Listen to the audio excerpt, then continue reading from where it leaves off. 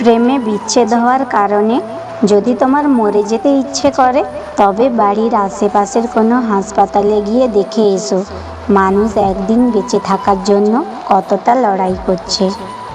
সামান্য অভাবে যদি তুমি দিশেহারা হয়ে পড়ো, তবে রাতের আঁধারে রাস্তার দুপাশে ঘুমিয়ে থাকা মানুষগুলোকে একবার দেখে এসো, যাদের পেটে নেই ভাত, মাথার উপর নেই ছাদ।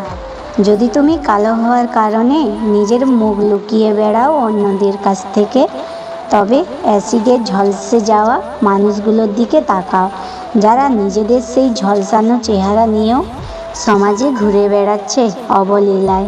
মেয়ে না হয়ে ছেলে হলে ভালো হতো, কিংবা ছেলে না হয়ে মেয়ে হলে ভালো হতো যদি মনে হয়, তবে আমাদের সমাজের তৃতীয় লিঙ্গের প্রচলিত ভাষা হিজড়া মানুষের দিকে তাকাও, যারা নিজেদের পরিবারের থেকে বিতাড়িত হয়েও জীবন চালিয়ে যাচ্ছে সমাজের সাথে তাল মিলিয়ে। যদি নারী বলতে টাকালোভী, ছলনাময়ী, ধোঁকাবাজ মনে হয়, কিছু কিছু মেয়েরা এমন হয়, তবে নিজের মায়ের দিকে তাকাও, যে তোমার বাবার অভাবের সংসারে না খেয়ে পড়ে আছে, তবুও ধনী কাউকে বিয়ে করার পথ বেছে নেয়নি।